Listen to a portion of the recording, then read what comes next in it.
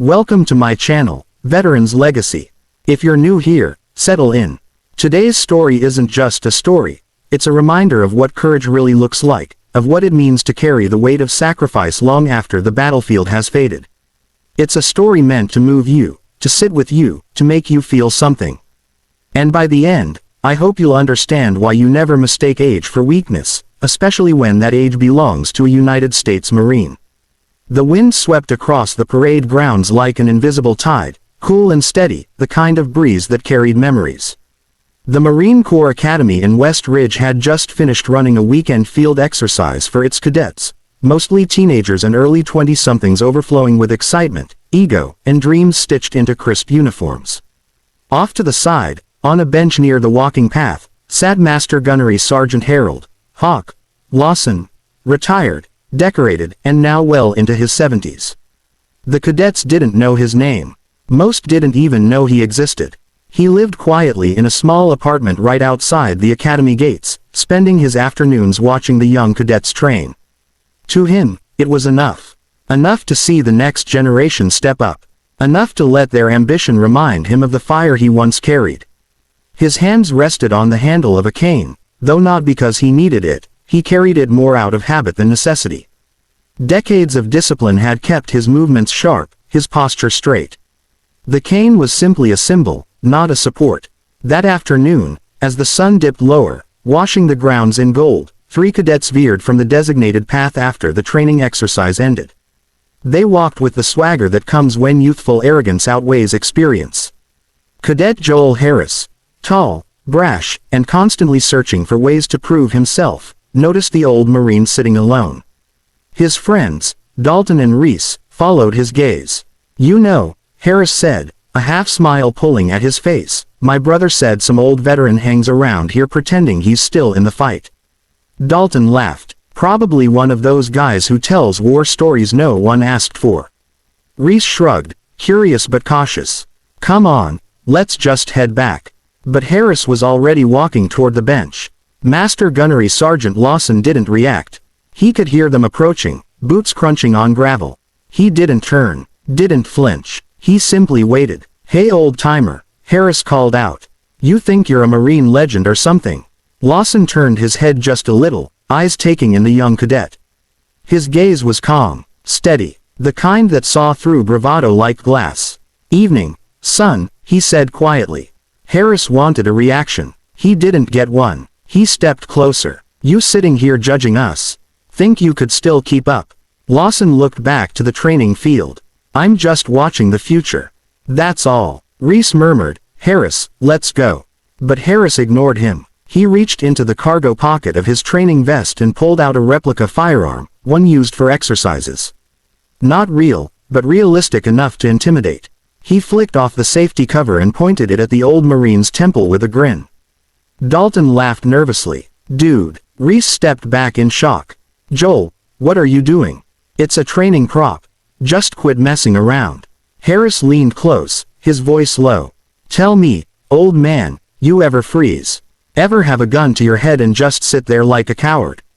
The wind stopped for a moment. The world stilled. Harris expected fear, expected trembling, expected the old man to shrink. What he got was silence.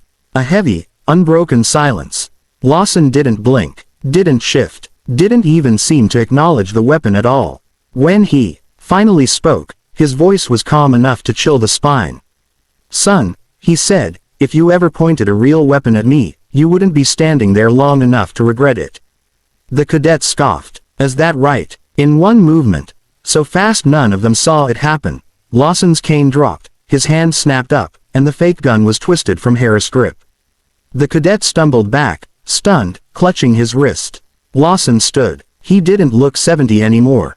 He didn't look old. He looked like a Marine. Every inch of him, from his stance to the razor wire intensity in his eyes. Dalton froze. Reese swallowed hard. Harris stared, stunned and humiliated. Lawson held the training pistol loosely in his hand before setting it gently on the bench. "You boys think toughness comes from acting dangerous," he said softly. "But the men who taught me, and the men I served with, knew a different kind of strength." His voice softened, but the weight behind it doubled. The strongest Marines I ever met didn't need to point a weapon to earn respect. They earned it through responsibility. Through protecting the people around them, even when those people didn't deserve it. The wind returned, brushing through the grass. Harris tried to speak but the words jammed in his throat.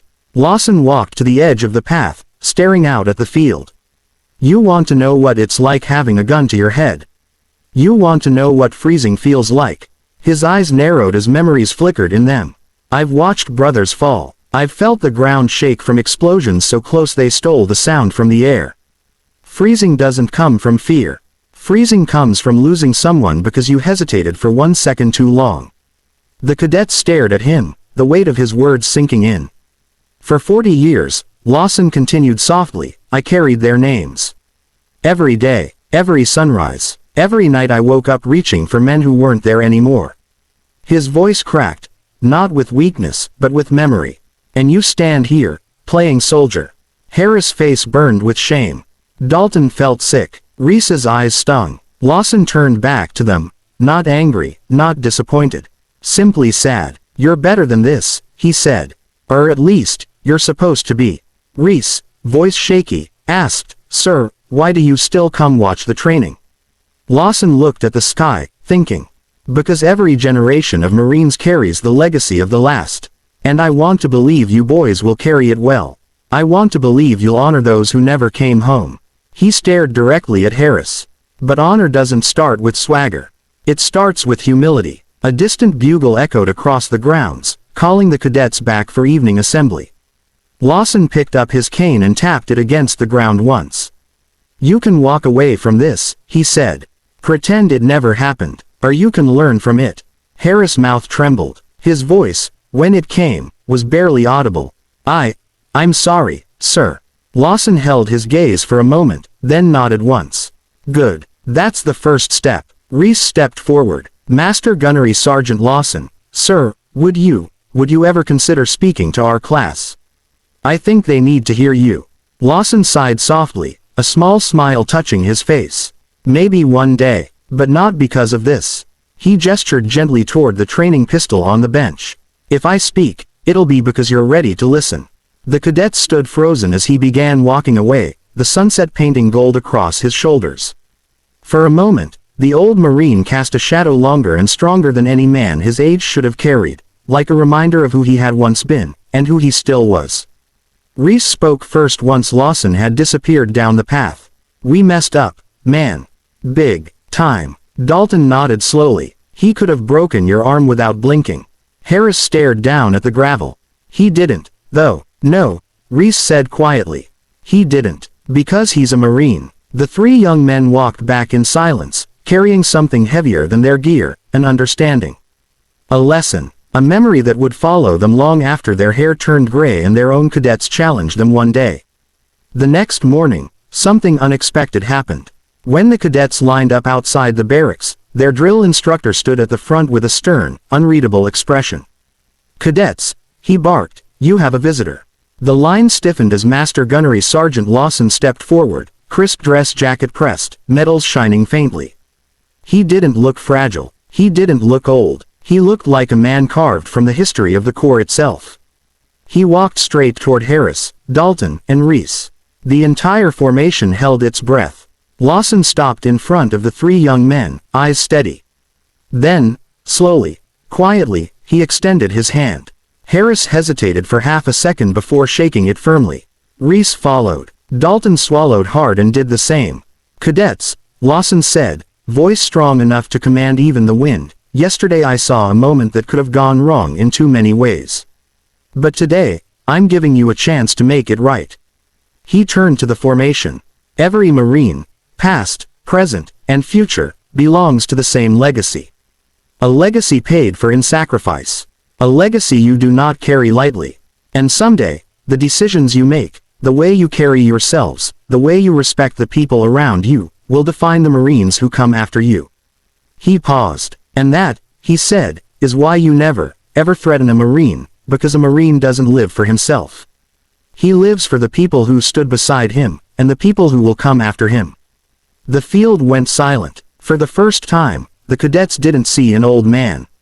They saw a warrior, A mentor, a piece of history walking among them. As Lawson stepped back, the cadets stood taller. Shoulders squared, eyes sharper, the weight of their uniforms suddenly heavier, but in a good way.